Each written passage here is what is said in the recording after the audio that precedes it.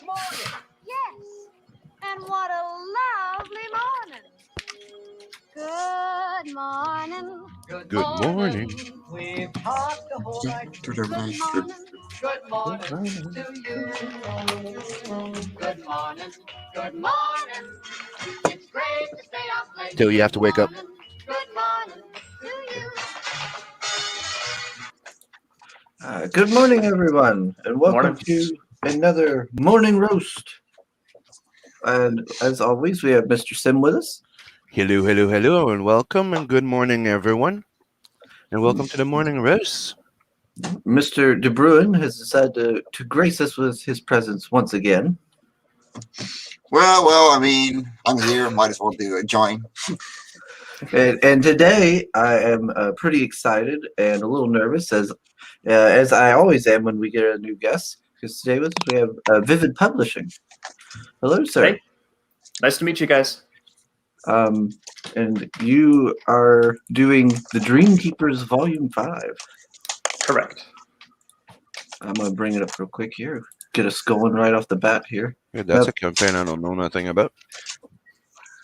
Looks awesome, though. Well, that's why he's here.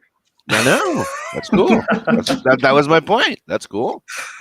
Yeah. So this, have you done, now this is Volume 5. Have you done all of these campaigns through Indiegogo? The Volume 1 through 4? Actually, no. This is our first Indiegogo campaign. Before this, we were on, well, actually, we started doing self-publishing before crowdfunding even existed, technically. So Volume 1, I just did pre-orders myself through a website, 2006. Technically, I think Volume 4 was the first graphic novel, and that was not Indiegogo, that was Kickstarter. But we ran into some weird problems when we tried to use Kickstarter again this year. It seemed like they were not really simpatico with us for some reason. We were not able to launch our campaign page. It was just kind of mysteriously locked out. So we were like, hey, we've heard great things about Indiegogo. We've kind of been wanting to try it out. And so that worked great for us. No weirdness. They let us be trending #1 for a few weeks when we launched, because we got especially the launch was really boosted with the help of Crypto Comics. I'm not sure if you're familiar with those guys. They're setting up a blockchain-based sort of comic NFT marketplace, and they helped us do a launch stream for the series, and that really helped kick it off. Oh no, I've never heard of. I don't know anything about that blockchain NFT stuff. No. I've never heard of them. Yes, we could talk about them at some point if you're curious, or I could come back on. But they're pretty cool too. If you guys could probably stream with them sometimes. Oh, okay. Let me check the chat here. We've got. Let's see. We've got Soul as always. Where's his intro? There it is. Welcome to the Morning Roast, where we'll learn a little more about the anthropomorphic preferences of our host. Oh boy, go on now. Well, look at it, Dreamkeepers. Go ahead, Kristen. Every time he's gonna give me hob. John from Beyond. Hello, sir.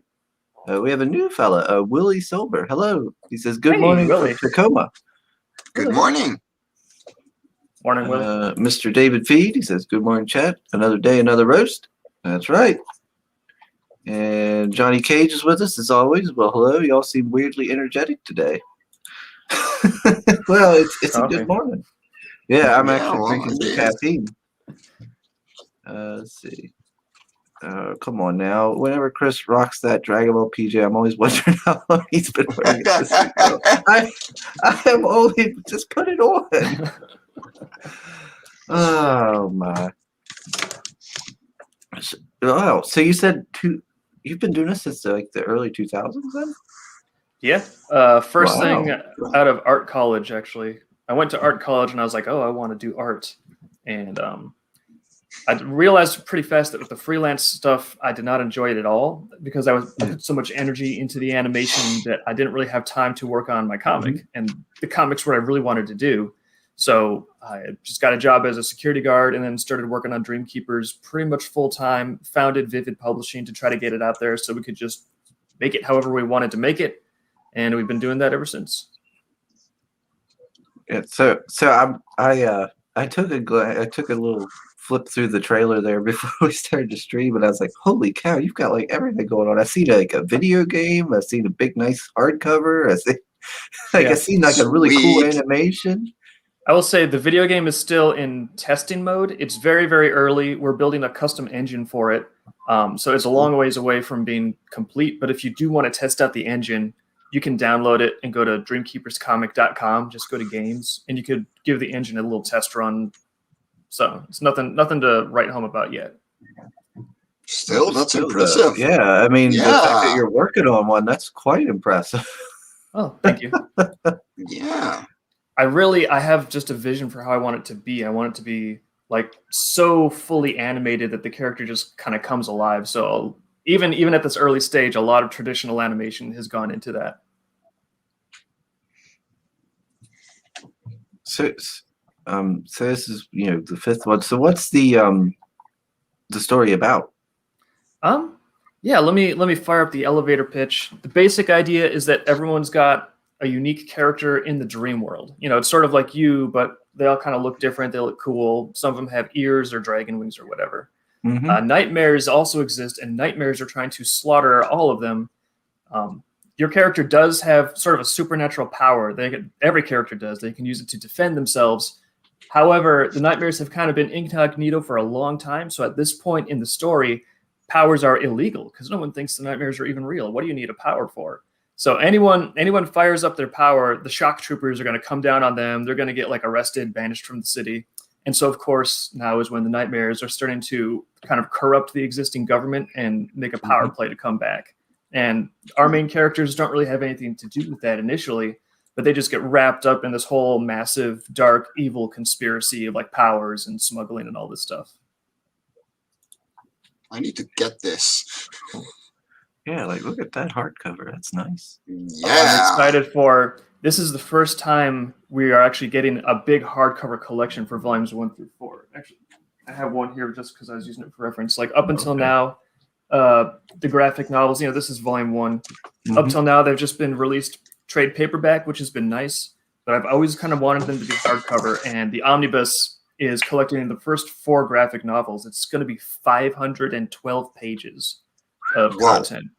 So, and I just literally I was meaning to announce it yesterday, but I didn't get around to it because we were doing the finishing touches. But I just finished the last page of everything for every one of these books. So we're going to the printer today if the printer responds to me in time. So right now the campaign is in demand. That in demand is going to close as soon as we get finalized with the printer, because then we have to lock the quantities in. So if anyone is really wanting to take the leap, probably do it. I think not this Monday, but the Monday after is probably, I'm going to set a date where, hey, these things are closing. You're not going to be able to get them after that. That's it. And you already got a backer. Willie Oh. Silver. You're Alright. awesome.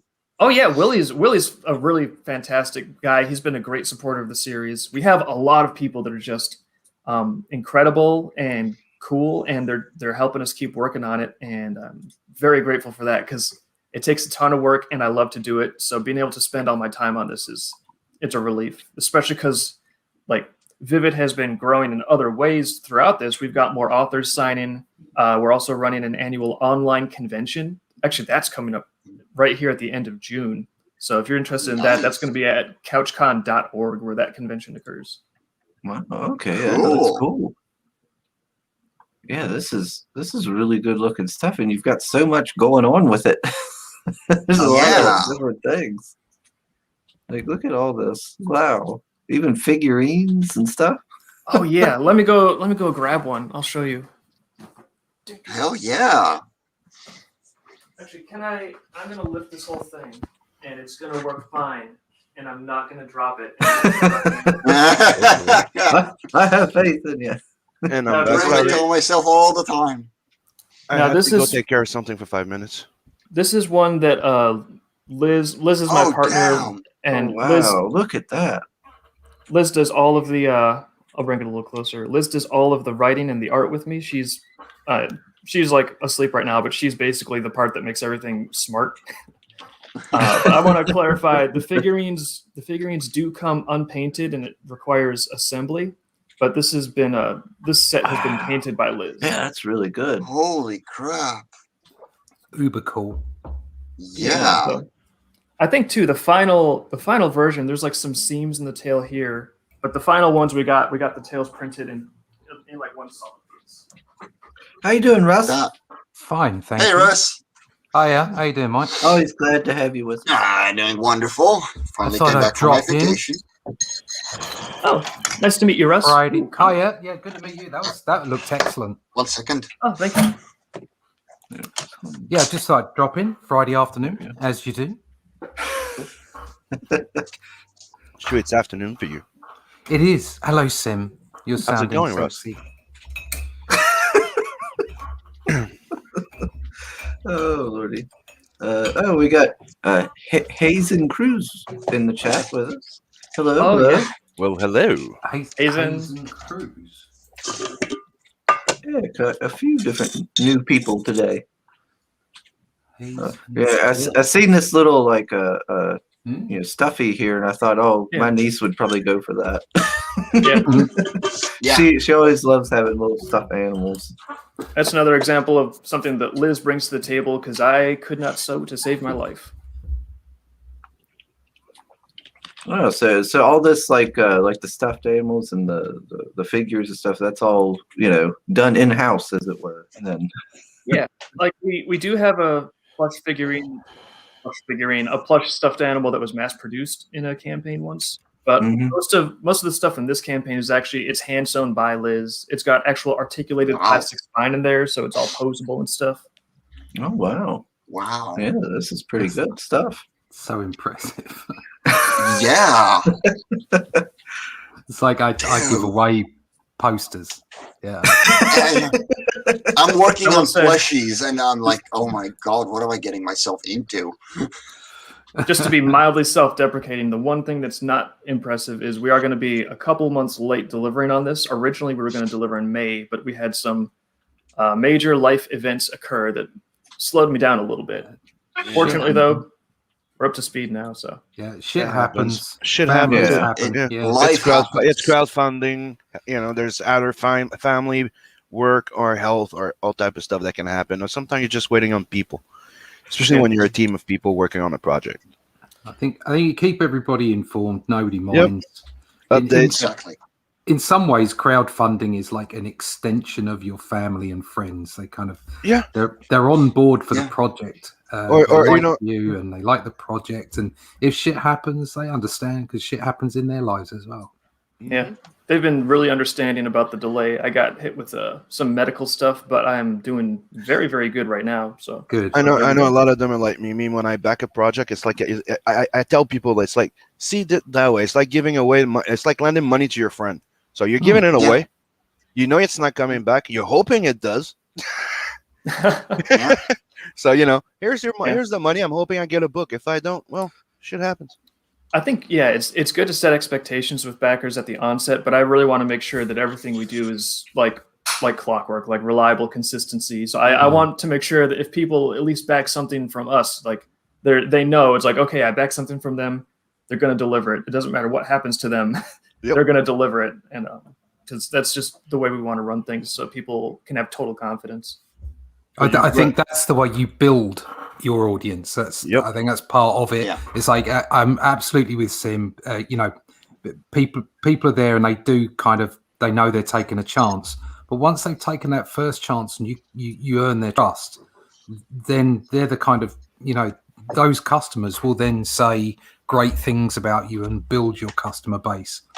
I mean, the best marketing I've had is from people that have bought the book and have gone, oh, this is great, and advocated it to other people. That's keep people happy. And Yeah.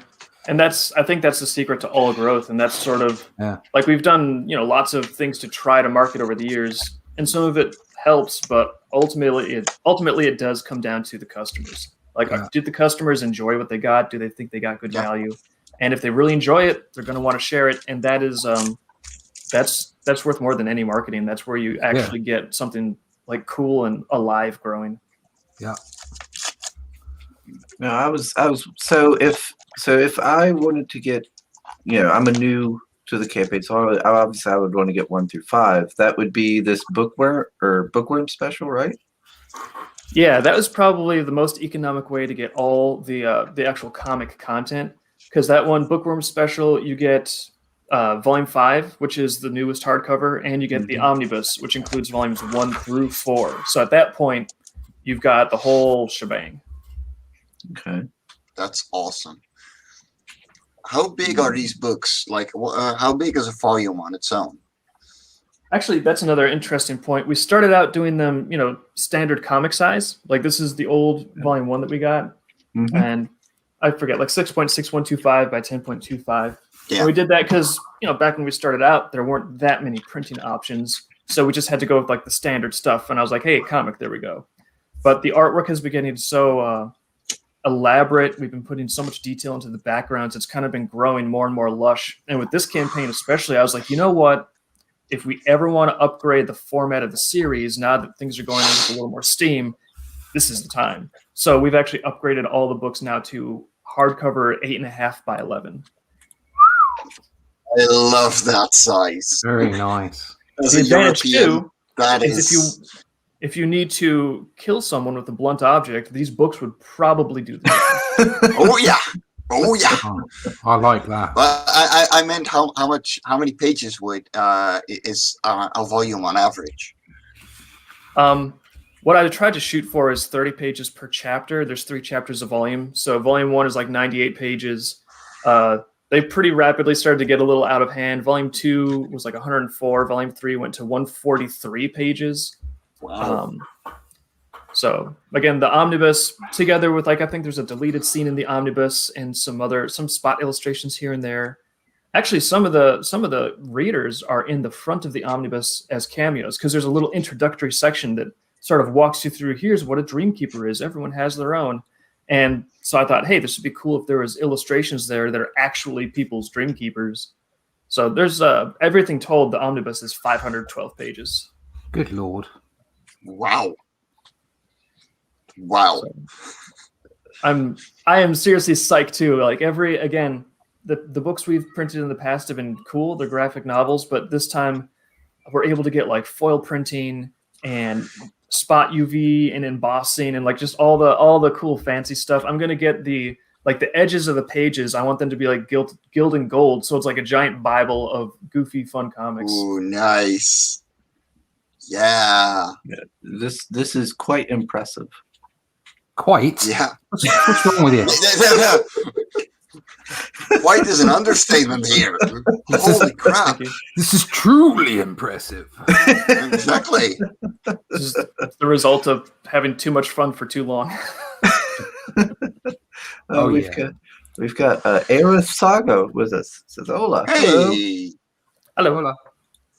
Then Hazen Cruz says those guide coins look so sick. Oh yeah, I think I've got the whole bin is right here. Let me get one. That's the way that you say that, Hazen Cruz. It makes it sound like some kind of municipal shop where you go and buy it. It's a department store. Hey, I'm just going down to Hazen Cruz. No, he's helping us a lot with like sound stuff. He's a voice actor, but these are cool. the guide coins. Oh, yeah, look at that. Wow. Dude, that is awesome. Maybe I should give up now. God. Yeah. I lost. Like they kind of link back to like a prop that's in the story itself. So it's not just like, hey, this is cool for no reason. It's like, no, if you're actually reading the story, you might notice them early on, and then like later you realize, oh, these are actually more significant than we thought at first. And very cool. They're so nifty, and they're like each one too. The artist that did these, Talenchi, she's super talented. Each one is actually unique. The curves and swirls in there are all hand etched individually every time. So none of these guide coins are actually identical. They're like little thumbprints that go out. Whoa. The one you get is going to be just your own. And I wish I ordered more because they all sold. Let me see here. Let me check the chat again. Soul is asking Vivid Publishing, does it have bears and horses? What kind of?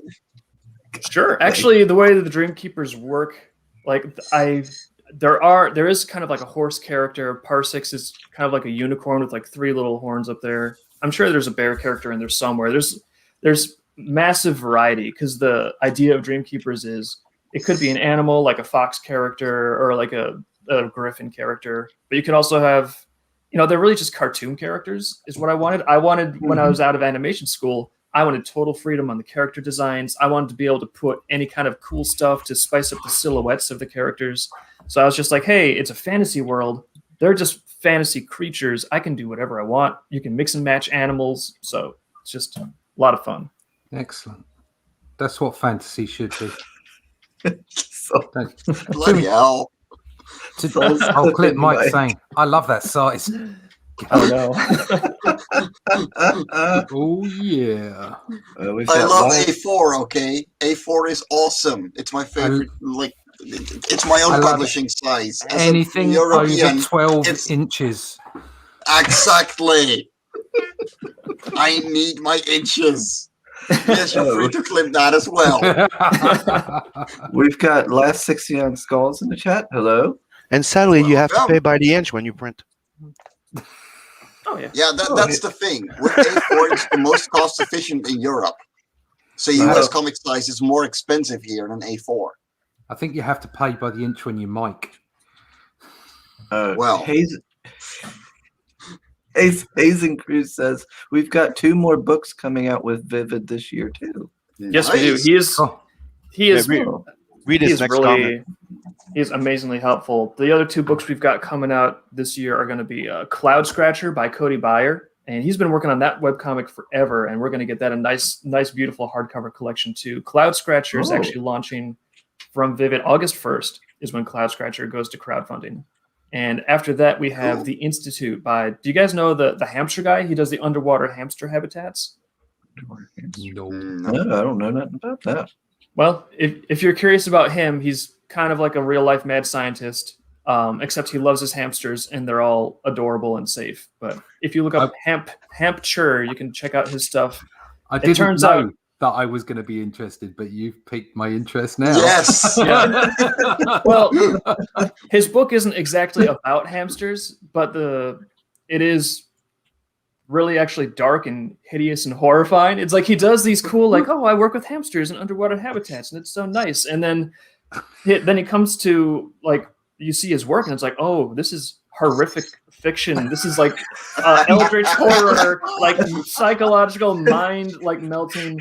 It's some of the, like, especially the second story in this anthology. It's just, I've been thinking about that since I first read it like a couple years ago. It's like the explanation of what the real reason we're aging, and it's just like, oh wow, that's horrifying. I want to So, go back to the cuddly hamsters. So yeah, that's going to be The Institute, or Tales from the Institute. That's coming out, of course, October. Oh, is that going to be through crowdfunding as well? Yeah, we're going to crowdfund probably the print editions of that, but I think we're going to be releasing a couple of the short stories online for free, just so people can kind of whet their appetite, sort of get a feel for what kind of stories are in this book.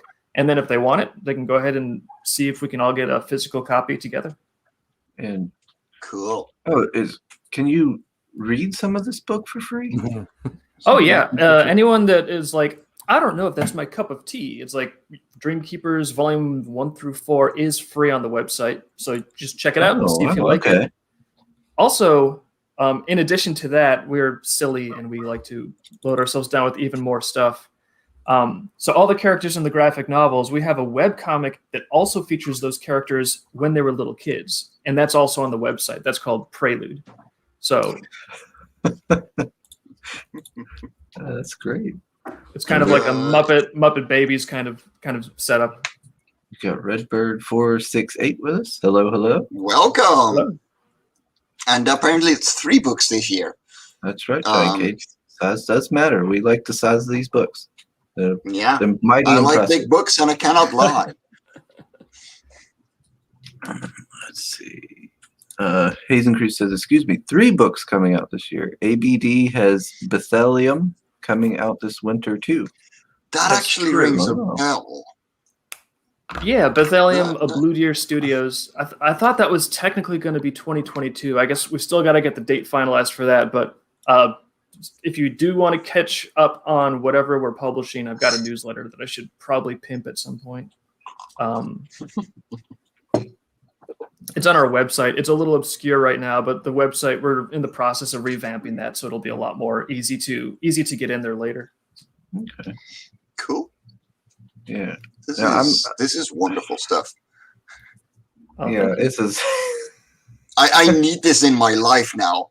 I didn't know Yeah. about this, but I need it in my life. I need that on my shelves. Yeah, Well- I will definitely go check out the little free section. So and let my niece kind of take a gander at it, and if she likes what she sees, I might be getting the Bookworm special. Oh, thank you. And I don't want to be too high pressure sales. I am hoping that we'll have enough inventory left over that we can have it like on Amazon or at a convention or something after we fulfill the backers. Yeah, it's always Oh, good. yeah. It is nice to see that some of the conventions are starting to open back up. Oh yes. This is so professional. I'm coming out in hives. Yeah. Oh, Yeah. thank you. It's just brilliant. Well, I will say Yeah. the earlier art, like especially early volume 1, it's like a little bit rougher, but that's one another thing I kind of like about having it all in the omnibus is you can actually flip through and kind of see the art slowly tighten up over time as we get hopefully a little better at drawing and also get better tools. Like volume 1 and 2, we started out with like such a nothing that I didn't even have a tablet. I was coloring the whole book with a point and click mouse. Oof. Yeah, that is one thing I've enjoyed with these crowdfunder campaigns and stuff that I see. Like, you get to see the progression of the Yeah. artist and Yeah. everything as it goes on. I think that's really cool. Like what was it? Like Ibai Canales, everything. I've had a lot of his work, so I've gotten to see him kind of progress and get better over time, and it's pretty cool. Oh yeah. So do you guys have like a place where you can refer people to when it comes to the different crowdfunding campaigns you've checked out and like the books that you really like or something like that? Because for someone like me, like, I want to get into more cool comics. Usually I'm just so scattered and distracted. I'm wondering if there's is there a place where you're like, hey, we post up our recommended list here or something?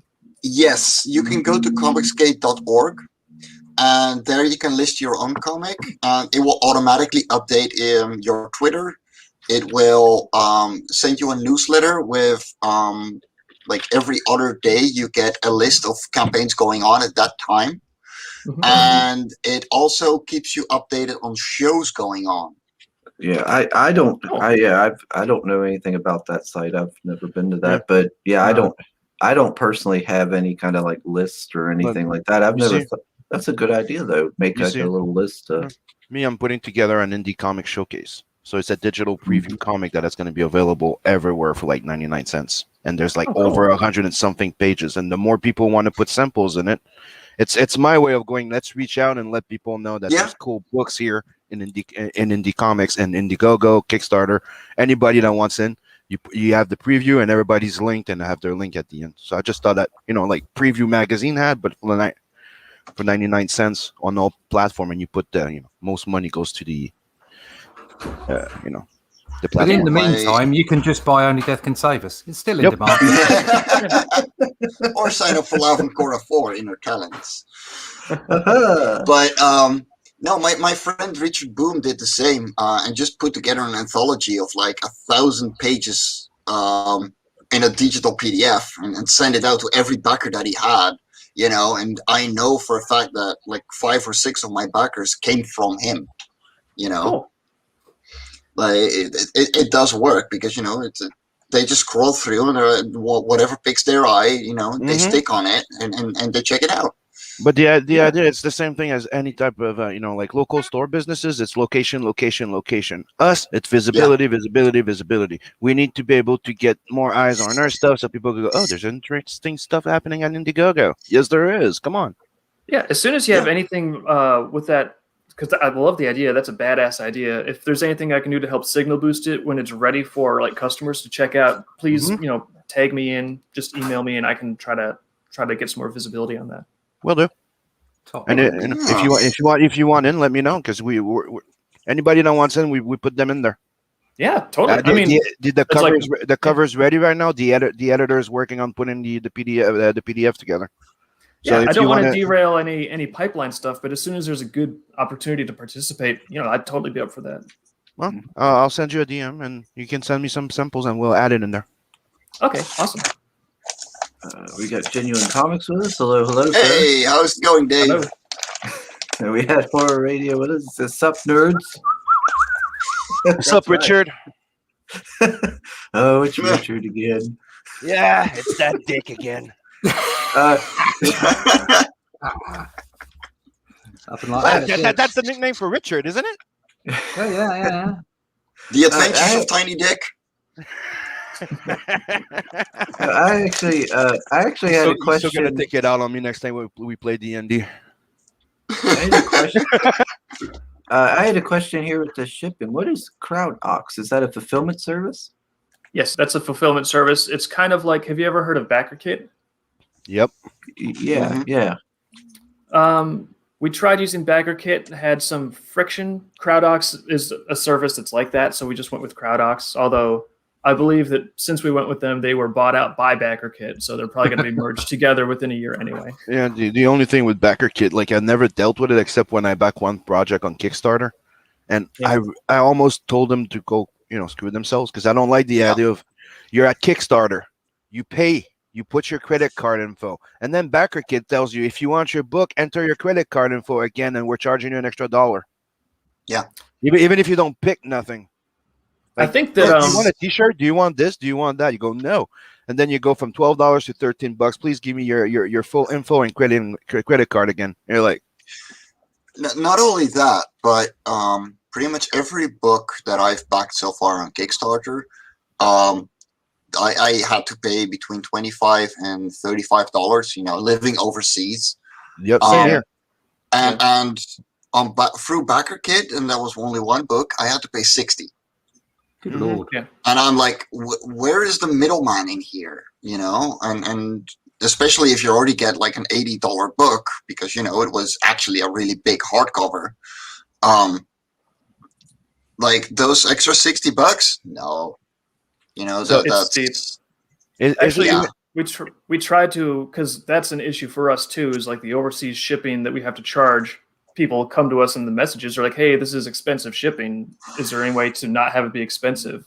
So we actually published like the postage tables that we use to calculate the shipping. And shipping is, especially for international stuff, especially Yeah. for heavy stuff, is just getting more and more brutal. I wish there was frankly, I wish there was some sort of like magical store that could be in these other countries where it's like the crowdfunding store and it's like, hey, we buy the stuff in bulk from these campaigns and customers can just come here and pick it up or something. But For I your feel like next the campaign,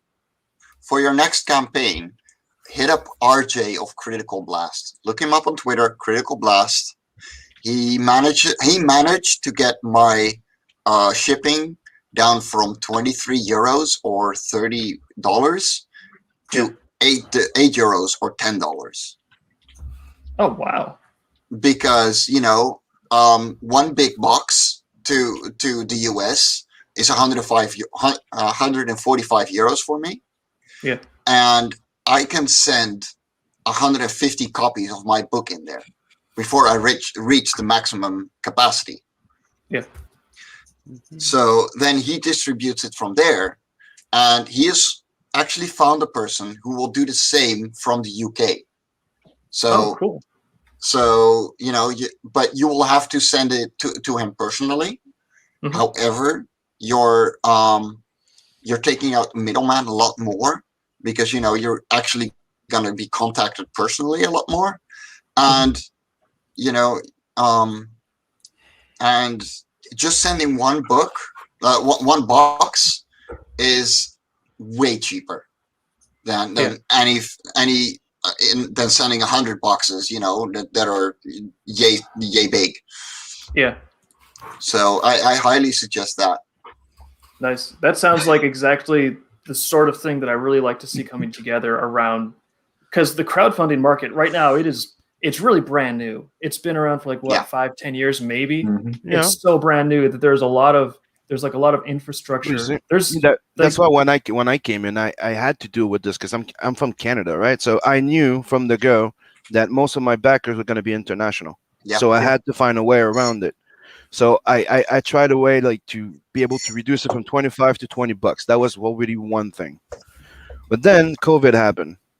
Then while yeah. while trying to go looking and trying to find a way around this of like everything gets stalled for like 2 months while shipping and this and that, I found out about the bulk shipment when you have a business account, that they're not affected by nothing, and you can do as a next day delivery.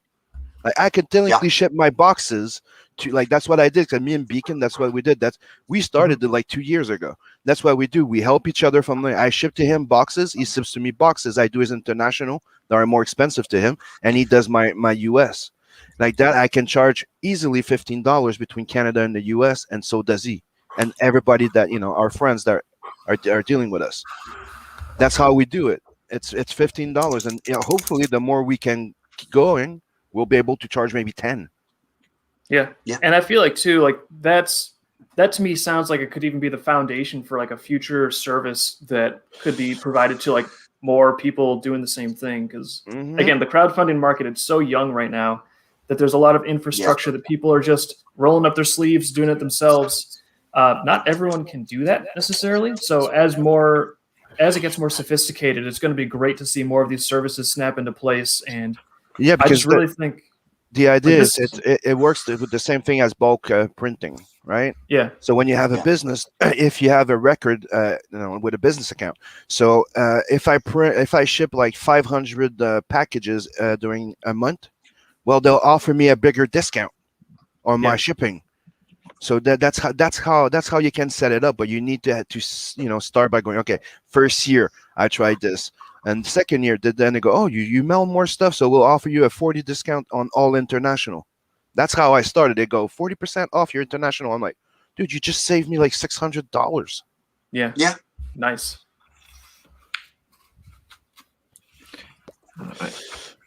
What you gotta but yeah, so I did put Sim at the bottom where he belongs. Yeah, I'm the power bottom. I support everything. I'm the fucking pillar. But also, Foundation. but also, in all fairness, it was because I wanted to see what Russ was working on. Look at that. Yeah, that's looking good. That is cool. It's Outliers for Joe Fulton. I shouldn't really be showing this page, I suppose. Oh, sorry. Let's see something I did earlier. There, okay. There we go. Hold on. Oh. Ignore all that, everyone. We didn't see it. And I think those figurines are really are looking cool, because I bought my 3D printer because I'm doing the same thing to do models. I'm a 3D modeler as well, How many death can save us? and I like the way Yes. you broke them to pieces. Yeah. Thank you. It'll make it easier to ship too, because otherwise you're like, oh, what if a leg breaks or something? But when they come compartmentalized like that, it'll be It's also easier to paint.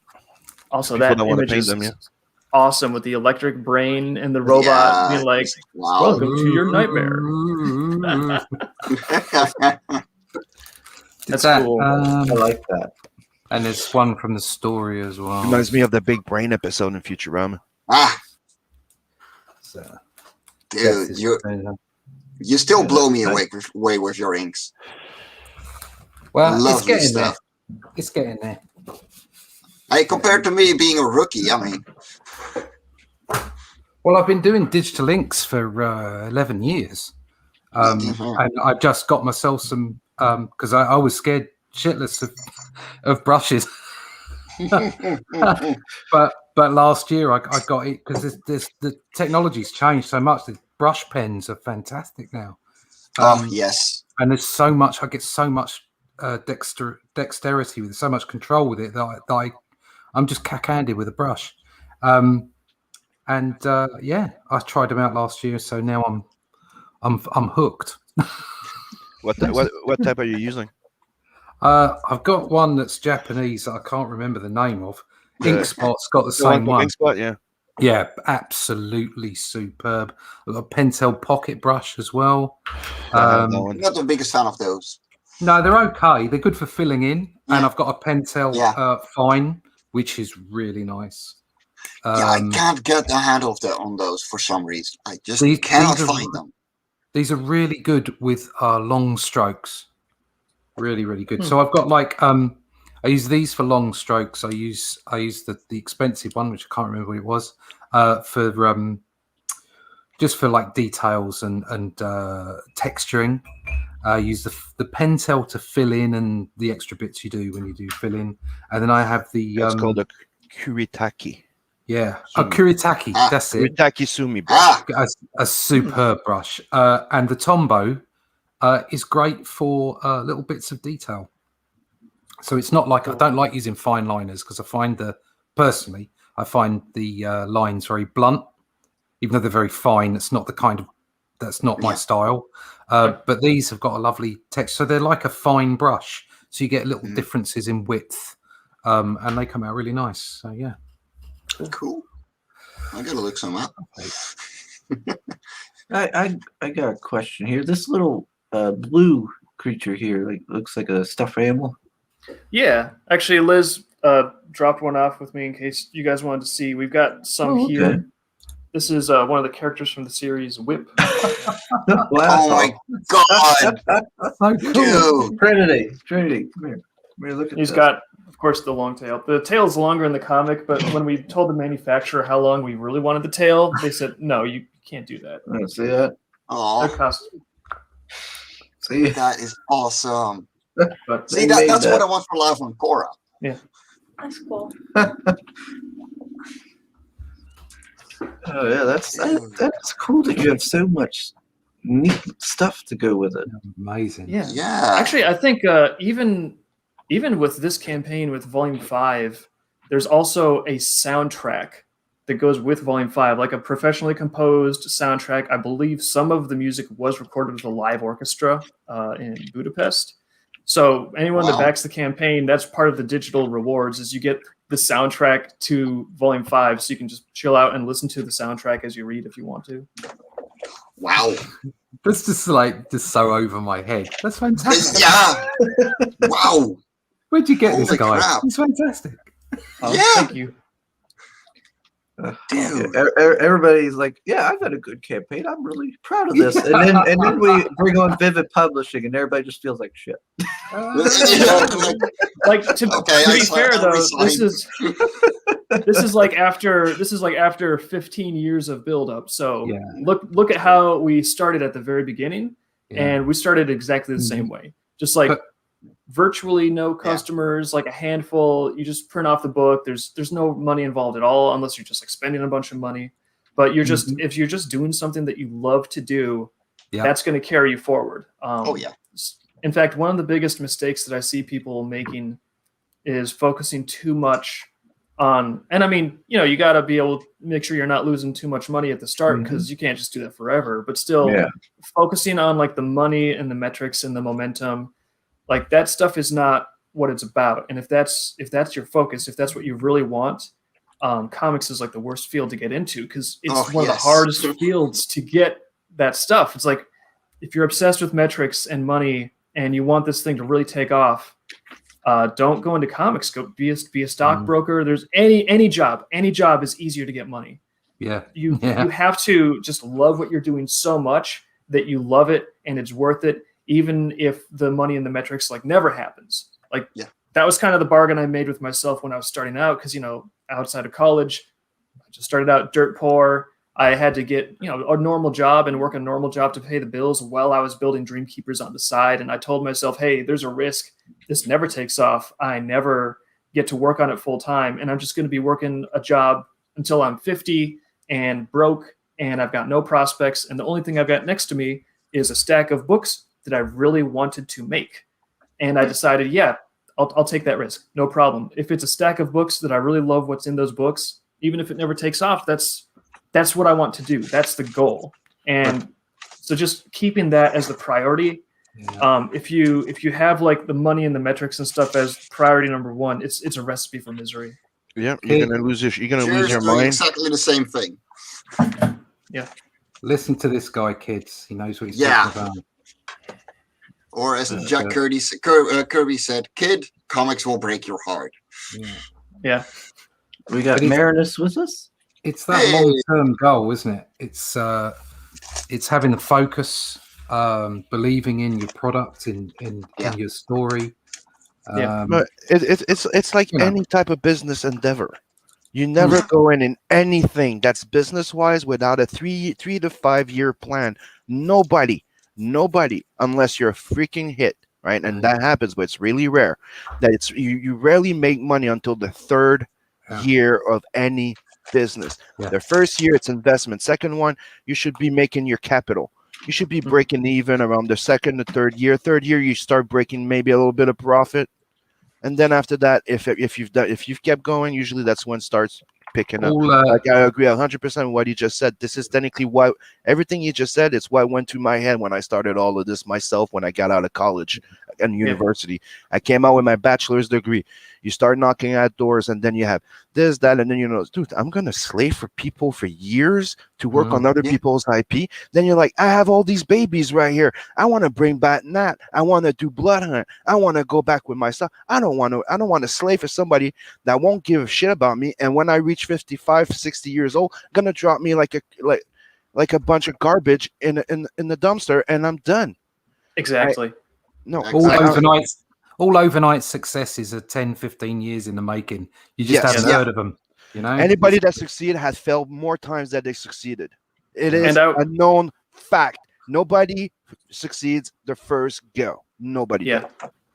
That's why you've got to love what you're doing, because if you love what you're doing, you'll just learn from the failures and keep on going. If you don't really love it, and actually on what you're saying about the option of like, working for someone else and doing their ideas when you've got your own ideas to do, like that, I think I learned that lesson when I was in college, because at the last year of college, I was trying to contract out because I was like, okay, I'm going to hit the real world. I'm going to have to be paying rent, food, electricity. Like I got to do something. I got to have like revenue coming in. So I was already doing freelance during college.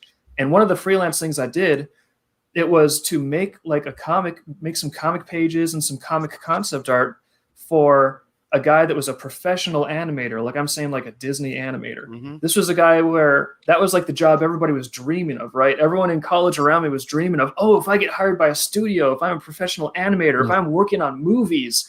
And then here I am where there's this guy that's made it. And then he's like, please draw my comic for me. I just don't have time. I can't work on it. And I'm like, is that where I want to go? Where I'm working on like, someone else's movie that maybe it's not even a good script. Or you're going to be a ghost artist or something, right? Yeah. So I realized I don't necessarily want to pursue a job in the animation industry and like a studio position because then I'll be that guy like, I love my comic. I can't work on it. I wish someone would make it for me. It's like, no, I want to make it. I remember like one of the main things that really made me take that last plunge was going at I was getting interviewed. I had a job offer for Mega Brand, Ubisoft, a whole bunch of other gaming stuff for designs and stuff. But the thing is, you're not allowed to do anything else. You're not allowed to work on your own IP. You like as soon as you're in an interview, they pitch to you.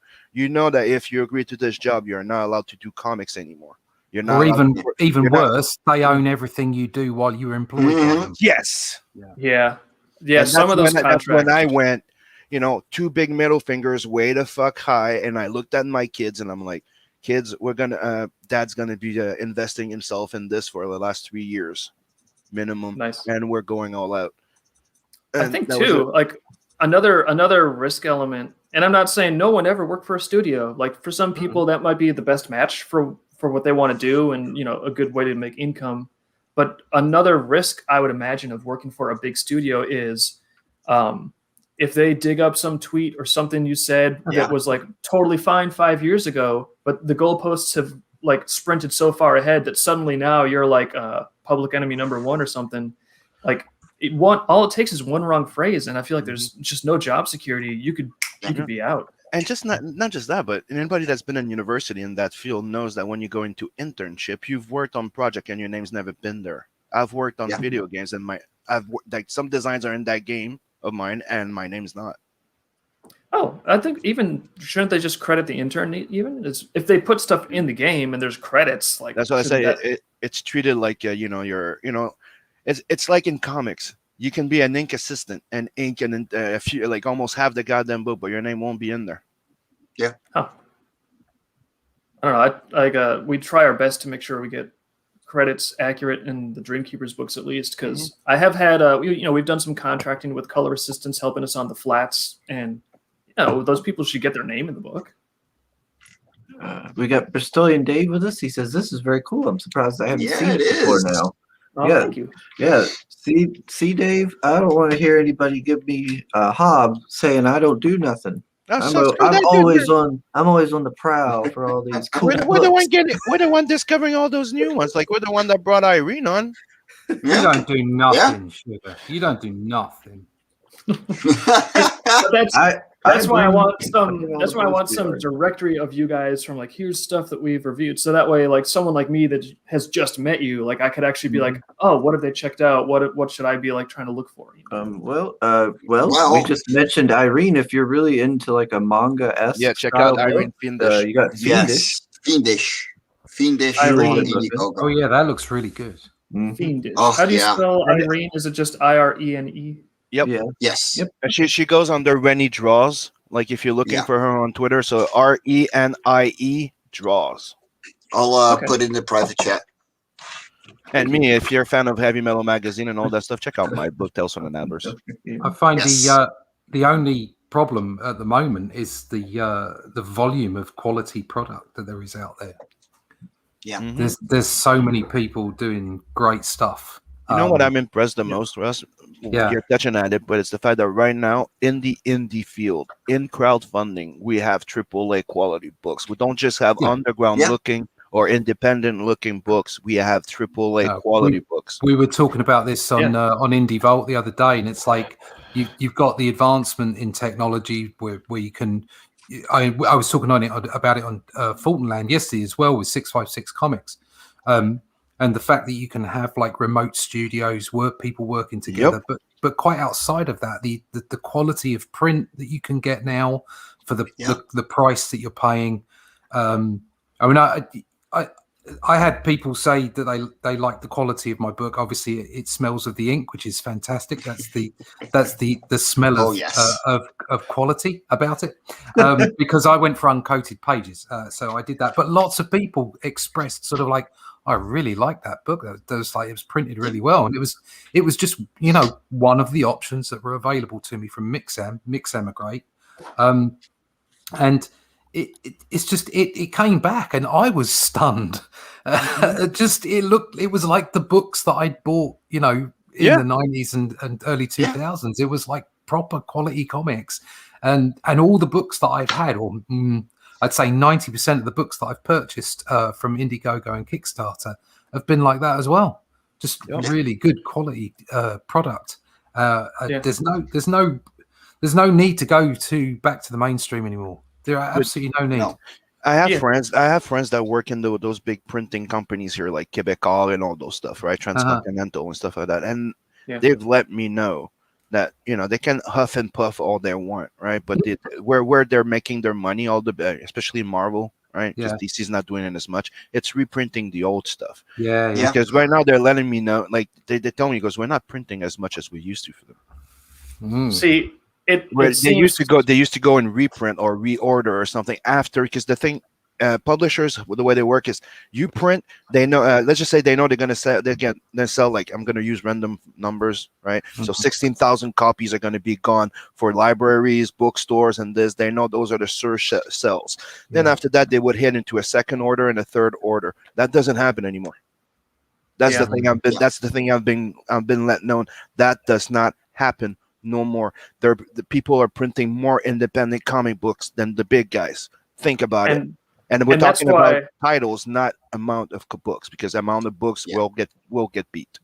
Yeah, and that's why it's just awesome being in the crowdfunding market right now, because I feel like this is where not just professional quality coming into the crowdfunding market, but even in terms of like the quality of the story and original stuff. I'm not watching the mainstream market all the time, but I get the impression that it's just like they keep on working with the same IPs over and over. Yeah. And there's so much originality and there's so much energy in like these indie comics in the crowdfunding market. The only thing that kind of amazes me, and I know there's like a lot of business reasons involving distribution monopolies, but it's like comics is just coming to life in the crowdfunding market. And it seems like comic stores are just cut out of the loop. It's like they have nothing. Yeah. Except It's like people were complaining about people attacking Star Wars and not going for the Tolkien, right? Mhm. And Yeah. and that's what I told them. Like, that's when you guys need to realize you're the one encouraging that shit. Appreciate what's there. Appreciate what's there instead of telling them, please retell us the story in a different way. The reason why they're doing it is to stop us from creating new stuff. Like, let's just say they'll tell like the Superman story 25 different times. It prevents other people from telling one of them. It's it's a case of, unfortunately, in a lot of the creative industries, what happens is money takes over. Yep. And when the money takes over, rather than the creative push, rather than that being your primary goal, what happens is safe decisions are made. So that's why tales are retold. That's why reboots are done. That's why you're still getting the same stories from, I don't know, from characters that you've seen 1,000 times. In all fairness, you were getting characters sort of in the 80s and the 90s, and they may well have been retelling old tales, but they did it in a certain way. It was more about the creativity. But after that kind of time, really the bean counters got their hands into things like Marvel and Disney and what have you. And don't get me wrong, it's always, for instance, with comics, it's always been a business. But their business, Marvel and DC, their business was making comics, not all the periphery and all the rest of it, which meant that the drive came from the top down. Well, the top down now, they're all about the money. They're all about executive decisions. And that means that the creative aspect gets drowned out. And that's why you get so many reboots and so many They're more focused. They're more focused because from the top perspective, they think it's safe. Mm-hmm. Well, you can speak about woke ideology and all kinds of crap you like. It's all about decisions from the top and safe, what they consider to be safe decisions. They're being advised badly. It's not safe decisions. The clever decisions are to take risks, because that's where you can get the most back.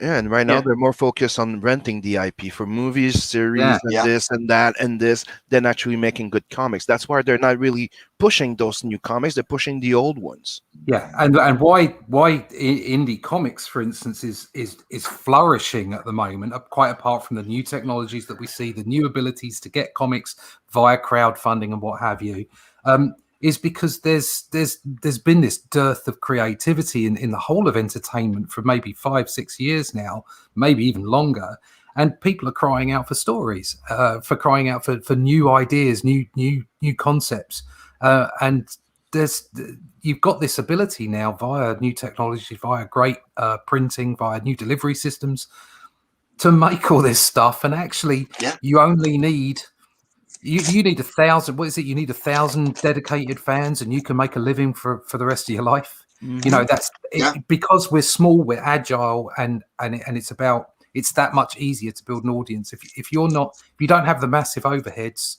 you're agile. You can react to what your audience is after. But also our business, certainly in comics rather than anywhere else. Our business, as far as I'm concerned, is making comics. Yep. So if you get to do a Saturday morning cartoon, if you get to do an action figure, that's the cherry on the cake. That's fabulous. Yeah. I'm about making comics. Yeah. Yep. Exactly. We got Red Gaze in chat. He says, "What up, dickholes?" It's the 40 watching at only 7 likes. Hello, Red. Hey, Red. Hey, we're doing How like goes? we're doing as good as every president. 50% approval rating. Yeah, that's right. If you're into, I didn't say that, did I? If you are into, I read. Very subtle, Chris. I didn't say that. I said if you're into manga. I didn't say that. Come on. I wouldn't talk like that. We got Pops with us. Hey, Pops. Hey, Hi, Pops. how's it going, And Pops? Yoda. Good day. Let's see. They're putting links in the chat for everybody. Yeah, awesome. So I have a question. Where's the bathrooms? It's down the road. Second on the left. You said the Bookworm special is the economic way to get volumes 1 through 5. So what's the difference between the Bookworm special and the Omnibus Treasure Seeker? I think the biggest difference is probably the Treasure Seeker includes one of the faction packs. If you look at like the faction insider stuff, what do you Okay. get? There's like Action inside. All right. basically, what is it? There's different factions in the story. Like the Troika are these freedom fighters that are trying to use their powers even though it's illegal. The CCA, the Central City Authority, and the Shock Troopers, they're just enforcing the law hardcore, so they're at odds with them. Then there's people that are loyal to the Nightmares. So there's these different factions, and at the faction insider level, you basically pick out which faction would your character be in, and you get a pack of like merch that features that. Like I think I've even got some of it Cool. already. Yeah, that's real nice. neat. Here we go. Yeah, we got like some bookmarks. So based on like one of these characters is in each of the different factions. Got Stilettos in the Central City Authority, Wisp is with the Nightmares, Tekra is with the Neon Knives, or like this sort of street gang. The Indigos there with the Troika. They had the figurines, and then on the That back is we got awesome. their character stats and stuff. Oops, Wisp is Oh, upside nice. down. Whereas like it's even got like we've got like a little icon system for how their superpowers work, so that way the Troika developed that. So if there's a battlefield situation and it's dark and you're like, okay, I've never met this guy before, I don't know what his capability is. They all have unique Where's my powers. notebook? So, I gotta write this shit down. so how do you? So I figure like they've got this classification system for powers. It's like visual, it's quick, and it's high contrast for low light situations. But yeah, so Seriously, basically really? there's a merchandise pack based on the faction you choose. And at the bookworm level, if you're like, I really just want the books, I didn't want to set it up where, oh, if you want the books, you have to buy this other stuff that you might not want. So I just so that's what the bookworm special is. It's for people, they're like, nope, just the books. And then I'm like, Okay. I got you covered. Oh, okay. Yeah, that's Very actually cool. yeah. This is all I'm really literally well. taking notes. Yeah, this is really well thought out. I really Yeah. like what you're doing. Oh, thank you. Yeah, like all these new guys to the crowdfunding scene are going to be watching this stream. They're going to be like, okay, yeah. Yeah, no, I will say advice for Right. crowdfunding newbies. Step one, as much as possible, especially if it's your first time, everything is flat. All the merchandise is flat, so you can put it in a nice flat package. For example, one thing you would not want to do is mail people framed art in glass. Oh, no. Because you're gonna be mailing people a lot of broken glass Dude, and getting a lot of returned packages that have this like crinkly broken glass sound to them. I sent an original art to somebody in an 11x17 top loader, and usually everything's fine. But so that guy decided that he was gonna fold it. Oh, Yeah. So you know what Just happens now. with top loader when you fold it? It cracks in the middle as a chart, and it ripped the man. I literally got a package in with original art, like just now when I got home, and they just crammed it in there on 11x17. They just folded it up and shoved it in there. Yeah. No. That's why I was so that's pissed. why now I say it. I like when I send original art, it's in a I put the original art in a plastic sleeve, so when you roll it, it gives it a resistance, right? And Yeah. it protects it, and I put that in a tube. Oh, that's that's And cool. now the tube, they can't fold it, they can't do shit to it, and I haven't had an issue with the tubes. We actually had an issue with tubes because during CouchCon we sell custom wall scrolls to people. So the wall scrolls roll up, go in a tube. We had an issue where people were getting their tubes with like one of the caps of the package just like popped off like consistently, and I was like, Yeah, that's why I that's take weird. them on now. I figured, well, we even had them taped on; they'd still pop off. And what we figured out is if you're mailing something in a tube like that, if the tube goes into an airplane in a depressurized cargo hold, the air inside the tube will blast the caps off. And so the solution is if you get a little drill, just drill a little hole in the caps. Yep.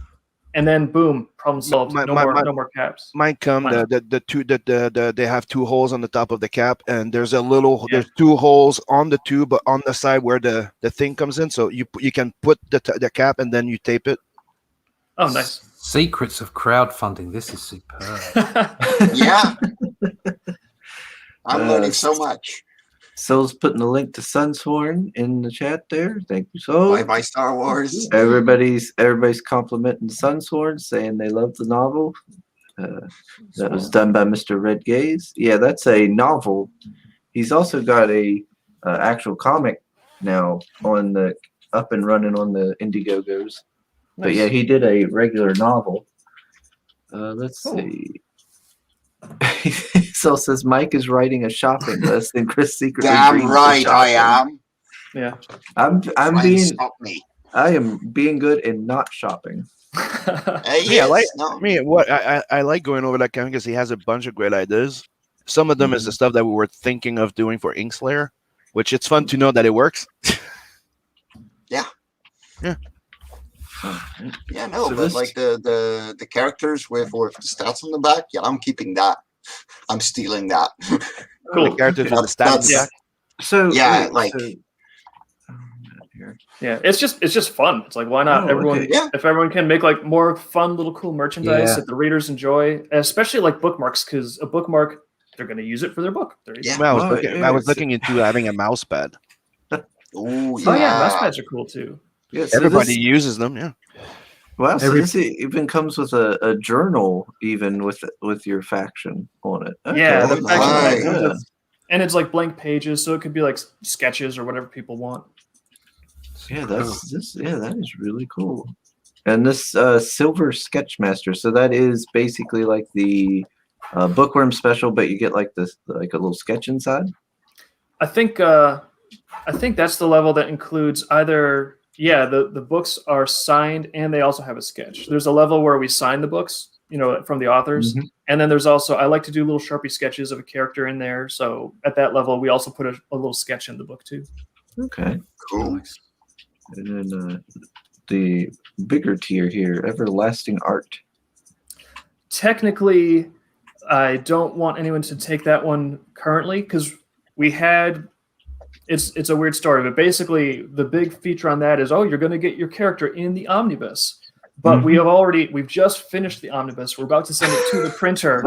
So, and normally those tiers sold immediately, but like just before we finished getting the stuff ready, one of the guys was like, "Oh, I gotta reverse that," Oh, and Oh. someone was like, and we actually sold it again, but we sold it through the back end through Crowdox because there's someone like, hey, I wanna get that art, I want to upgrade and get that blank slot, but I don't want to get a refund through Indiegogo, lose my spot, and then have someone take my old spot and the new one before I can get it. So I was like, okay, we'll just upgrade you in Crowdox. There you go. You paid the difference. You've got the slot. So technically, no one get that. There, it says one left. That's like a system. Ignore that. you might want to take it down. You can hide Yeah. your perks on Indiegogo. In that case, So I'll go- do that. Go to your Yeah. perk. Go to your perks, and then Just you put hide. can find it and put it on hide. And Everyone if it- enjoy that perk. the only reason why it may not let you, they might ask you to change the date if if the date of fulfillment it was like this Yeah. month or something. So they might Yeah. ask you to update it, but you can't hide any tier. Yeah. Yeah, then you guys are enjoying the last time the public will ever see that tier live. Back in 2 minutes. Grab that thing. No. Make him pay. Actually, pay Well, yourself. I mean, you could always, if somebody were to back it, you could always be like, well, we can put you in on volume 6.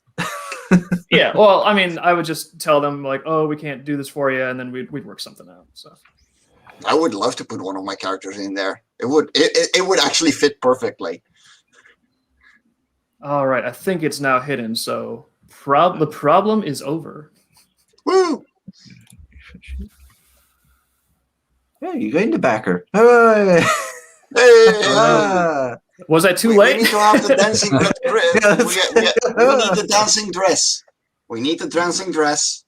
Dancing dress. Oh, no, it's What's the still dancing there. dress? We It's, don't, Just wait it's for it. spice. really, It's Mike? spice. Really? Yes, Top right yes, we corner. do. Yep. Yeah, you started Yeah, it. you know, it's a lift. It's a lift. There, she's Show there. us Gotta the be There we trick. go. Come on. There, it's up there. Yeah. Let me be. Spicy. And that's the moment I knew I was on Sugar the right stream.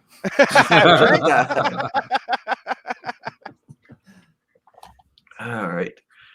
But now I haven't watched the whole trailer because it's like 13 minutes long. Yeah. Whoa. That's pretty long. Yeah, that's But I a did whole watch- episode. Yeah. Yeah. You should definitely have a shorter one, so because the thing is, everybody on stream like to have a little like intro video to run it, so Yeah. like a minute or max 2 minutes or something. I think there's like a little 1-minute trailer towards the start, but it's not exactly at the start. But I did want to show a little bit of it because like you've got like looked like you had some animation in there too. Yeah, I come from kind of an animation background, and that's what informs a lot of my comic stuff. But the nice feature is I can occasionally do a little bit of animation for the promos. Like those, let me see if I can bring it up here.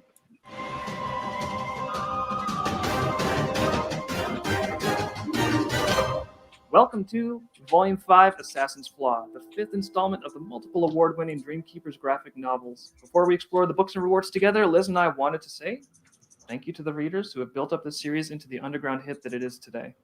The Dreamkeepers community has made spectacular things possible.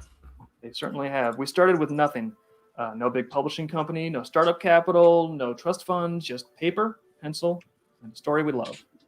Thank you, everyone, for sustaining our efforts in building this fantasy world and filling it with meaning by enjoying it with one another. Now, before I get too mushy, Hello to any new viewers. If you're unfamiliar with Dreamkeepers, this is the perfect starter campaign for you. yep, the Omnibus Collection creates the most luxurious and affordable way to put hard copies on your bookshelf. So let's crack open the cover with a brief introduction to the series.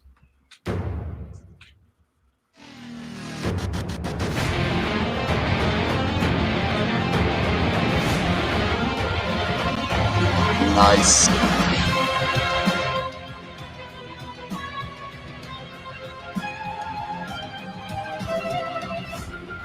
Bloody hell. This should be on the telly. Yeah. Mhm. Yeah. That gives me such a Jazz Jack Rabbit vibe. So, Like- thank like you for the- basic the premise. 90s Every one of us game. has a character in the. Yeah. I played that game. That was a fun game. Like I want to make Yes. sure at least to show that little part with the Oh the my animation. God, That looks dude. really cool. Actually, I have a gripey story about that animation. So, some of that was made for so we can promote the series back in 2010, I think. And then recently we put it out there to promote the series again. Google struck it down and they're like, this violates our ad policy. So I was like, okay, what's let me read this ad policy, make sure I know exactly what we did. I read through it. Nothing in our animation violated their ad policy. So I was like, well, I got to understand why they think that. So I eventually, went through bureaucracy hell and got to the point where I was talking with one of their reps and be like, please help me understand what is it that violates your policy here. And they wouldn't tell me. They were trying to hint and trying to make me guess what violated the policy. It was really bizarre. They'd give me like a timestamp and be like, here, this portion of the thing. And it's like one of those portions where Tinsel, an evil character, was like, oh, showing some cleavage. And I was like, what is it about this image? I need to know specifically what violates Google's policies for advertising.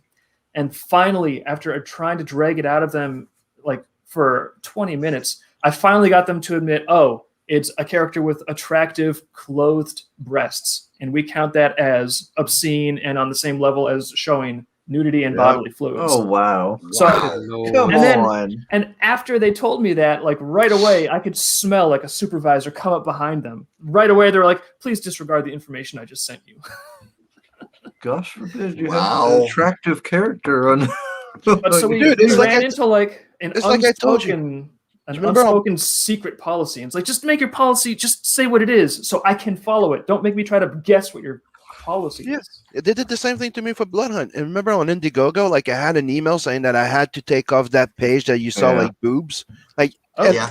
I even put the pasties on it. Pasties and all, and they still wanted it down. Yeah, I had to take it off. But So dude, you the can't rest of- show the rest of boobs. the rest of the campaign, though, the cover is the character is sitting on like 1,000 corpse and he's Yeah. burning them, and then you have a whole bunch of other page where he's blowing the head off of somebody, and then this. But that's okay. But a Yeah. Can't page show- where he's can't making show love to his boobs. girlfriend. Unless they're Marvel boobs. That's okay. Ah, Marvel Yeah. boobs are fine.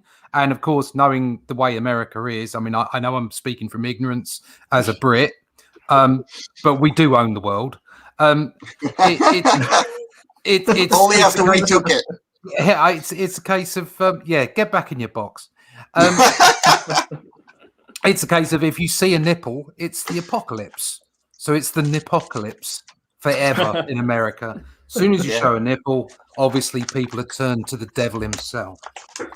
I felt like we were kind of pulling out of it for a while there. Like last decade, it felt like things were freeing up. People were getting more No. loose about entertainment, and then suddenly Nope. they're like, we're finally getting past the far right wing craziness of hating role play games and Magic the Gathering. Yeah. Now it's a utopia of artistic freedom, and then They just everybody's changed just like, side. nah, never mind. Let's just Yeah. Let's just ban Boom. Yeah. Now they're like, you know what? We don't like this freedom after all. Yeah. We're gonna just start cracking down again. That's the Yeah. thing that I thought was funny is because most of the other places it's the other way around. You can show boobs, they don't like gore. Like here, that in Canada, that's the thing. They'll have problem with the gore, not Yeah. the boobs, as much. Europe Yeah, too. that's fair enough. Same thing for Yeah. Europe. Yeah, Yeah. Well, but it's in because- the US, boobs, nope. yeah, But gore, put it in. You see, like boobs are real things. Women have them. Yes. You know, it's a And bizarre. it's thing. one of the main thing that everybody can agree on. Men or women, we all love boobs. yeah. Yeah. It's the one thing that everybody loves, and yet they try to ban it. Yeah. I see Hazen in the chat saying we have an animated series we're working on too, and that's Oh, true. wow. It's very low key right now because it's not out yet, but it's going to be, I don't know, just like a nice little fun thing. So hopefully we'll have some news about that to announce maybe later this year. I need that animated series. Yes. Well, That looked really awesome in that trailer. Don't Yes. you it's hate it when actually you drop into a stream and there's someone in there that's so bloody uber talented. You think, why did I turn up? Why am I? well, Yeah. we're all doing cool stuff. It's No, just, this is honestly, mate. This is just so professional, so brilliant. Good Yeah. on you. Like 15 thank years, and But- it shows. It's just I fantastic. think stuff. it's a good example, and it's very like motivating to see yeah, very what- motivating. what Yeah, happened. Exactly. This is what we're all starting. Mhm. You know, And I'm just like he joking says, about down that. the line after 5 years or Yeah. something like that, we'll be able. Absolutely brilliant. Just inspirational stuff. Superb. thank you. Well, we're trying to do our best with it, and move forward and build and just create. Like what I really want to do is like I got into it because I want to make whatever I want to make in a viable marketplace, which it seemed like when I started that didn't really exist. But B, that's the other thing I want is I want a viable marketplace to emerge where it's not these top-down executives deciding what's Mhm. safe to produce. Yeah. I just want it to be grassroots growing up. Like, what do people actually enjoy? Let people enjoy whatever it is they actually want to read. And then, like, let people get better, let them improve, let them get their stuff out there. And I just want a place where there's, like, it's a fair playing field and everyone can get better. And then the best stuff gets rewarded and people can enjoy it. That sounds like a meritocracy.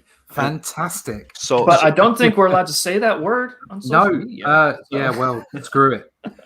so typical Like- Blahan mentioning Sandman. I'm like, That's dude, right. obviously I'm gonna mention it. It's my first successful campaign, and Yeah. I made 12,500 US. Oh, nice. Well, if Wow.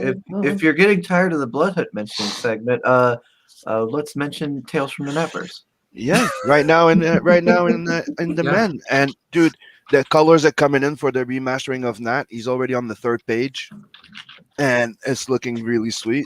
So when do I awesome. get my copy? When do I get it? like, dude, if they're keeping it up, we should be done and preparing the print file by the end of the month. So Excellent. I can't Nice. freaking wait. Like we're Well- a bit late, but it's totally worth it. You guys saw those colors that Scotsman Yeah. were doing.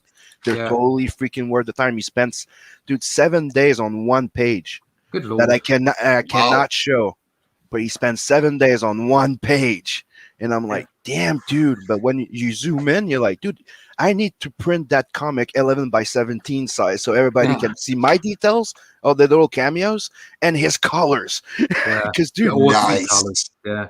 yeah, Like stuff Well, like that. Stuff like that is like it's so rich that I think people think, oh, it's just a waste. It's one page. The reader goes by and they never come back. It's like, well, a lot of them do. A lot yeah, of them. that's the thing. Most of the collectors, we flip through them for years after we Yeah. read them. We read Yeah. them more than once. And that's the aim, to make that book not just a great read, not just entertaining, but to be something that sits on your shelf that you're proud of having in your collection. That's the Yeah. point. That's Yeah. the point. My campaign went. Thank you, Statistical Zero, wherever you are. You took me over 10,000 Great British pounds last night. Oh, I got, damn. yeah, so I got 239 backers. I'm turning it off, turning the in demand off on the 2nd of July. So I'm hoping, if possible, I could get 250 backers by then. So I'm 11 backers from that, because it's the What's back account that matters, really. It's the back. What's the account. campaign again? Only death can save us. Can you It's, show uh, me the screen, it's Chris? Bronze Age kind of, Well, sort of superhero cosmic stuff. before But it's just been the support I've had. It's been fantastic, and Yeah. the indie market at the moment it's just there for you to bring new stuff out. But that's what you got to be doing. I mean, this looks unique.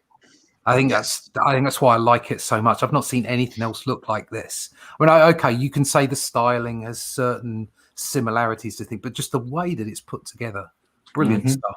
Yeah. Oh, thank you. I have is this character in the book?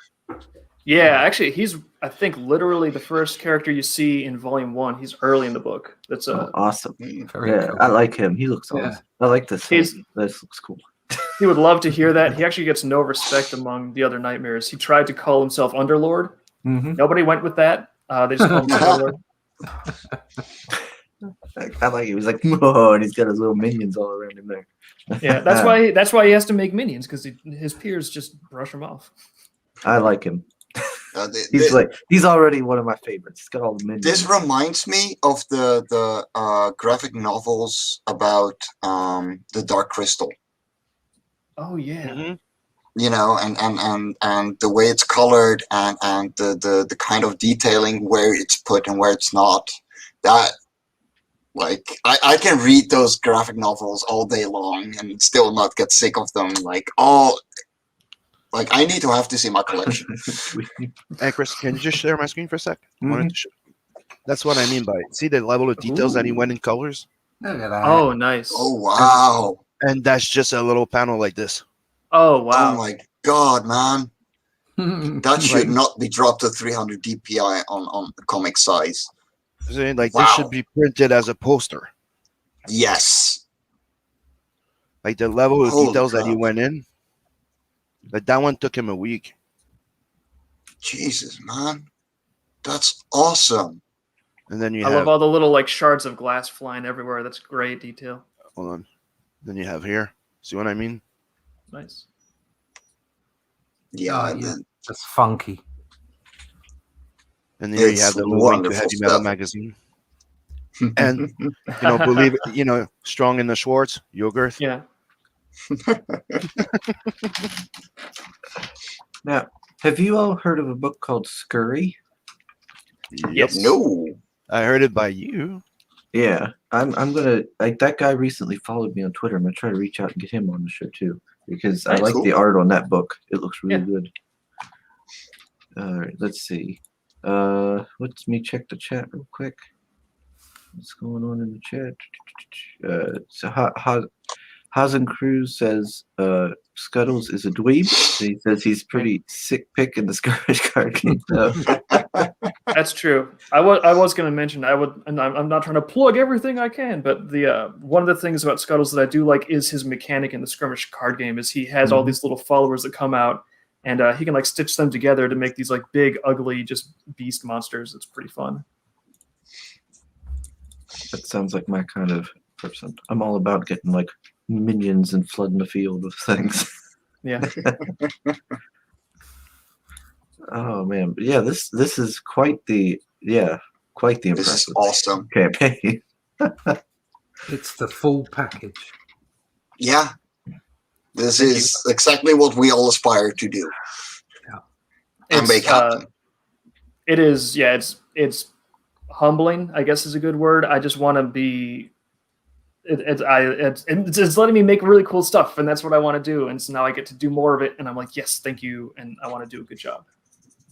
Yeah, well, you are, and you can be proud of yourself for getting this all together because this is absolutely wonderful stuff. And if there's any lesson to be learned, kids, if you're out there listening to Uncle Russ, work your ass off, because that's the only way this shit happens. Yeah. Yeah. Work the work, Hard get it done. Hard work.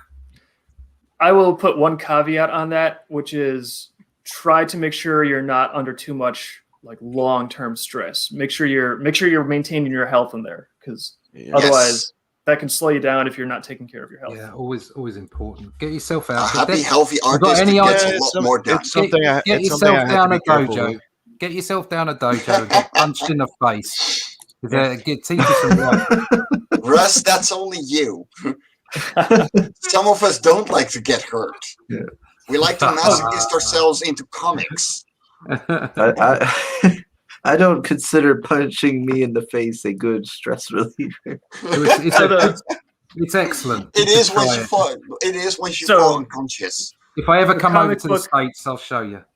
So comic with black belt, it's more than just like a cool name. Do you have a belt in something? Yeah, I'm third Dan Wateroo Karate. Nice. And Congratulations. thank you. I've been that for a while now. I'm doing Korean version of karate at the moment with Sefka. I did some Taekwondo, a bit of MMA, a few bits and pieces, some Kung Fu, but mostly Wateroo Karate. Cool. I'll remember not to make fun of you on Twitter. I was you can make as much fun as you like. I need a really long reach to punch you from here. We That's have a good planes point. now. Once COVID is over and we all had our shots, we're Yeah. gonna be fine, and you can punch him as much as you want, Russ. Yeah. Let's see. Just let it simmer. Jump But yeah, beyond. but you're absolutely right. Exercise is hugely important. Get yourself up from the desk. Get yourself Yeah. out for a walk. See the outside world, because it will help you. Focus. My side job as a mover is like my main exercise, and it's every time I get back from it, I can feel my back straighten up again, and then I work on my desk for a couple of days, and then it bends back forward. I thought it was walking down to the drugs cafe, mate. I thought that was your exercise. No, I don't do drugs. If you want to go to a coffee shop, that's your thing. But trust me, as a Dutch person, it's actually looked down on. Really? Is it? It's not the thing Yeah. anymore. Oh, It's okay. it's not cool. It's not cool. No, because the thing, because it's legal, we also see the lives that get destroyed by it. Yeah. Well, that's my argument. We should make it legal over here. It gets rid of the black market. It gets rid of the dangerous aspect. It also takes it off a ladder to harder drugs, simply because Exactly. it's regulated and taxed. So Exactly. And especially if it was taxed like that, I would like to think that it might provide the funding necessary for outreach programs that could help the Yeah, people that do exactly. want It to get off does. of that track. It does. Yeah. exactly, It it makes a actually whole does. bunch of sense. And actually, it's been conservative voices for a long time that have stopped that from happening. Yeah. Without getting too Mhm. political, but that is really the case. Yeah.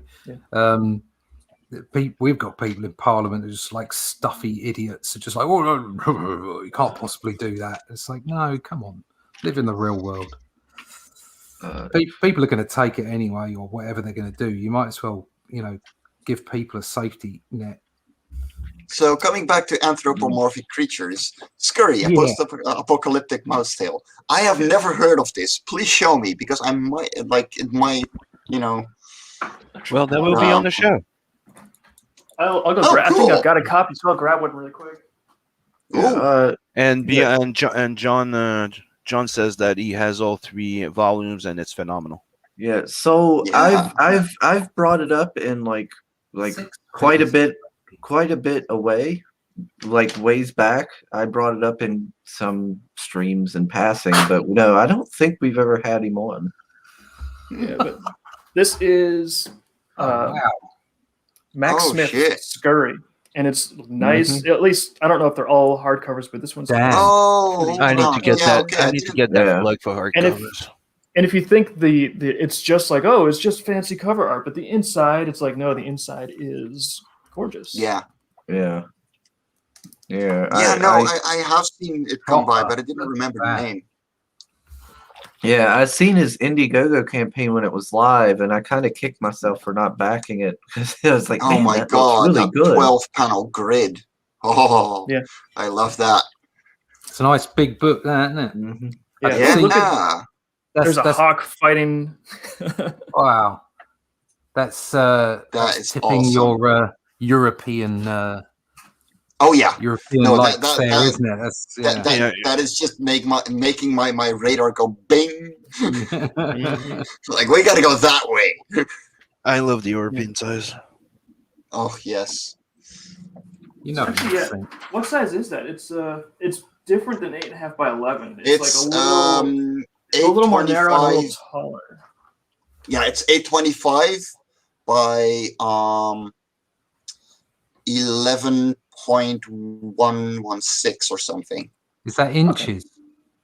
Yes, and then So it's is that 21 like an- centimeters by 29 centimeters. 297? Yeah, it's to A4. Yeah, Yeah. 297. Yeah, yeah. Oh It's wow, nice. It's got a nice heft. it's like magazine Yeah. size. Yeah, it is. It's a magazine size. And then you get the hardcovers, and they're even bigger. And you make your shelves for A4 exactly, and then you're like, "Fuck, it doesn't fit." All right, so it's been an hour and a half, so we should probably start to wrap this up. I'm sure everybody's got things they want to do this morning. So- No, I just came back from my vacation. I got nothing. Oh yeah. Well, it was great. Thank you so much for having me on. And if you guys ever want to, I don't know, have me on again, I'd be happy to be a guest again. Or if you, Oh, of course. You said that you did say you was going to have some books coming up. yeah, and also if you are around in the last weekend of June, if you want to participate in CouchCon, just private message me. We could hook you up with a table if you want to showcase your show or any of the comics and stuff that you're doing. I'm probably gonna be on CromCon last week of June. That's the last weekend of every month.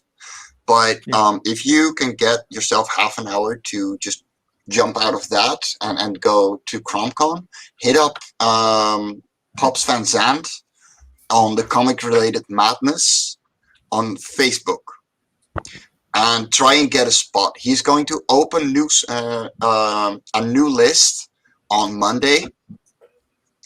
And he does everything. He wants to support everyone as long as you're not a dick. Yeah. So if you're just cool and he doesn't know you, he's gonna and he finds your book and it. Let's be honest, it looks awesome. Oh, thank you. He's gonna help you promote the shit out of it. He's gonna go all over the place to promote it for you as well. So get in contact with him. He is a wonderful guy. How do you spell his name? POPS POPS. VAN ZANT. Okay. There he is. There he is. Comic Pops Talk Van with Zandt. Pops Van Zandt. Cool. He does shows. He does the CromCon, which is 12 hours for 2 days of 12 hours of comics. Every last weekend of the month. Every last weekend of the month. Nice. And I got a lot of backers out of him as well. He Cool. is a wonderful, wonderful support. Yeah, and another person, if you're looking for help with reaching eyes on your getting more eyes on it, is this man right here, Tompa on Twitter. Tompa too on Tompa. Twitter. Yes. You should also reach out to Tompa Raging too. Golden Eagle. That's still living in his in That's his that's for fan Tompa. zone. Yeah. Tompa is Yeah. gold. Tompa, Tompa is great. Yeah. you're Tompa's doing a wonderful job. Speaking of which, Love and Corey is launching next week. I'll send you a DM in a little bit. He always goes through and on Twitter and shouts out and promotes people. Yeah. But yeah, you should, Um, like I said, you should check out Raging Golden Eagle too. He has a big channel and it's a lot Yeah. about anime and manga. So try and he's very open. Just send him a DM, or add him if he doesn't follow you back. You can text him or something. All right, but anyhow, let's go through our people to start wrapping it up, Mr. Russ. But before you do that, can you just share my screen? All right, there you go. Share it. Here's the remastered colors for the old Nat story. Mm. That was done in 2012. So he's recoloring my old stuff, and it's looking sweet. Nice. Okay, for me, it's Oh, hard to look yeah. at my old stuff. I just don't like it. Yes, but yeah. isn't that difficult? I know. Don't, because I wanted Yeah, to it redraw is. everything, and I'm still finding it back. Okay, it's just, I wanted to redraw them. Yeah, so if you back Tales from the Network or Tales from Netverse, folks, you'll be able to see some of Sim's old stuff and see how he has progressed as And- a artist. And here's a glimpse at the two covers that's coming for Tales from the Netverse 2. You have one of the Luani story called Murder Doll, Maida. and you have Sweet. Metal Valkyrie, which is the one I showed before, where you saw you know people would see her on top of a building and jumping down full armor. Maida doll. And here's one that I started for people that like anthropomorphic. There's gonna be the Dino Mercs, and the story's gonna be called Dino for Hire. Oh, cool. So Oh, nice. Dinosaur aliens and then Anything with dinosaurs added is great. It's like bacon, Yes. cheese, and chocolate, isn't it? You just add Dude, dinosaurs. you have no idea. I've been waiting to work on them for like 5 years. I'm Superb, finally man. getting to them. Superb. Beautiful. Well, yeah, they look so much fun to draw. I'm going to have to draw one of those. I'll send you the Yeah, designs yeah, when I'm done. yeah, cool. Dude, All come right. on. Like and for people there's like every time I work on them, I have one thing in my mind. And that's why the title of the story is called Dino for Hire. It's a wink at dinosaurs for hire. Because I will never forget that funny comic and those tutorials that he would give in Wizards on cross-hatching, line weight, and directional Ooh, lines. nice. He was awesome. You remember that, Russ? Yeah, no, I don't. You don't? No, It was I don't know called what you're talking Dinosaurs for Hire. Like about. Dinosaurs for hire. F But I mean, I've hire. forgotten more stuff than I can remember. I know that. But he was one of the first ones to Yeah. start that art course in Wizard magazine, and then Bart Sears joined in and all those nice guys. But he was the first one to start it. Cool. Gotta love dinosaurs. I do too, dude, and I'm so freaking ecstatic. Like one of the fun things that I don't know if you've noticed, but that the Hadodon, like I gave him the arms plus the wings, right? So the Yeah. wings, he holds two swords and he has his two Uzis in the hands. Nice. He's like my snake eye. Nice. So now that I've teased everybody with some of that stuff, don't forget to sub, like, and share this channel. Try and get Sugar Chris here past 500 subs. We're giving away original art by yours truly. And when we reach 1,000 subs, this is where you don't know there, and this is where that little icon comes from, and you're about to find out.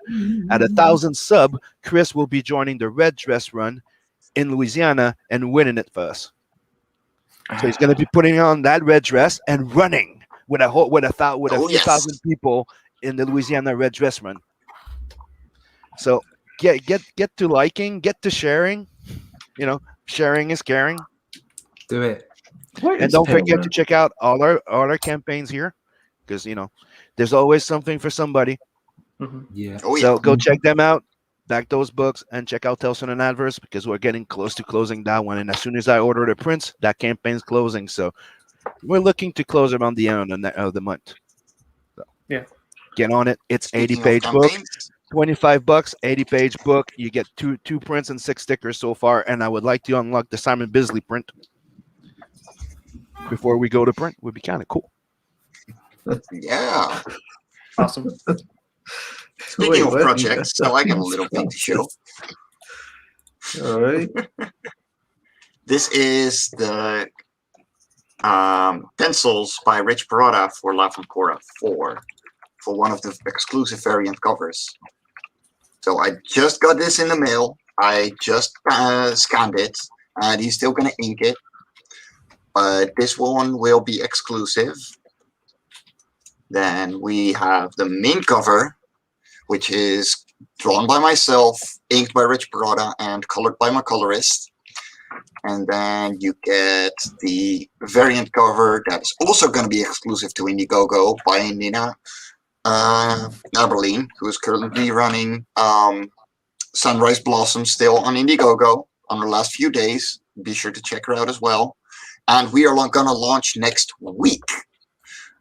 Oh. So be sure to check us out. If you sign up, you can get a 30 to 40% discount on all your physical orders. So you can get the book for only €7, and we managed to get the shipping down to only €8. So you will be able to get your if you backed Love Quarter 1 through 3, you can get 4 for only €15 or 18 USD. Cool. All right. So we've gone through Mr. Mike, Sim's closing statements. Russ. Yeah. All right, I'm here. Right. Yeah, you can. There's a little page from some of the extra stuff for Arrow Comics. In the second book, you'll be seeing all this stuff as well, leaning into a bit of Kirby there. So that will come along, I think, 1st of September. So in the meantime, you can watch me draw all kinds of stuff on a Monday night. I do Enter the Dojo, where it's just an hour of me either digitally penciling or inking or whatever. You'll be seeing stuff from Only Death Can Save Us, but also art from The Outliers, which I'm producing with Joe Fulton. You can also find me on a Thursday. I hang around Indie Vault, but also I do a live show with Joe. Occasionally, I come see Chris and Sim as well. You can find me here. So my own channel is Comic Book Black Belt. I could really do with some subs, so please help me out there. I'm just over 715, I think. Yeah, go sub to his So channel. go sub the channel. I've got lots of art stuff there, bits and pieces, stuff that I did for Marvel and Doctor Who and all that kind of stuff. But also more recent stuff like Only Death Can Save Us and how the whole book was produced, and more on Outliers. You can find me at russleach.com, comicbookblackbelt.com. There is a link there for the book that's in demand currently, and book 1, the in-demand store, will shut down on the 2nd of July. So if you want to pick yourself up a copy, get it now. It's the last time it will be available in this campaign. Campaign for book 2 should start 1st of September. I've also got an email list. There will be something special for my email list people for a special perk on book 2. So make sure and sign up for the email list. If you've already bought the book, you don't have to worry. You're on the email list already. But if you're somebody new and you're looking for something, sign up, and I can inform everybody of when that will be available. You can also find me on the Twitter and the Fleece Book, and just come by and I'll talk to anyone about comic book art. All right. Sweet. All right. And as for the Vivid, what is the final words from Vivid Publishing? Oh, I guess thank you for having me on. It's been a lot of fun hanging out with you guys. If anyone's interested in our stuff, read it at dreamkeeperscomic.com. And if you do want to pick up one of the Indiegogo things, grab it this week because Indie-Manda will be closing. Cool. Alrighty. Also, I have Buy a that feeling, book. Yeah, I have a feeling that's what I'll probably be doing. All right. Yeah. And as for That's myself, money. thanks everybody for showing up in the chat and making these shows always fun and entertaining. And thanks everybody who showed up as guests. I wasn't expecting Mr. Mike and Russ to join us. It's always good to have you guys on. Well, right back at you. It's fun to hang with you guys. Yeah, you're the And best. this was a really great stream. I learned a lot about this. Yeah. This was awesome. Yeah. So And it's nice to know where we're heading if we keep our heads down and keep working. yeah, Exactly. This is like, hey, this could be you guys in a few years. So tomorrow afternoon, do you do tomorrow morning, isn't it? Is it He-Man? Yes. Oh, We're doing He-Man, the Masters of the Universe. I might Doing jump in chill, yeah. tomorrow then. Yeah, that would be great, dude. Oh yeah. I'm working Saturday, so why not? I'll jump in. that will be awesome. He-Man. So- Yeah. It's one of the things that everybody's like, "Ha, that one didn't win, Sim." I'm like, dude, do you know that every time I put all the things that I want to draw, all of them. I don't care. Except for Dragon Ball. I don't care. Except for Dragon Ball. I want to draw Dragon Ball too. And not because I don't. I'm not a big fan of the original series. I love Dragon Ball Z though. All right. Especially the Sky version. All right. So if you're up in the mornings, everybody in the chat, join us tomorrow over on Sim's channel for the Saturday morning streams. And if not, You got the we'll power. see y'all later.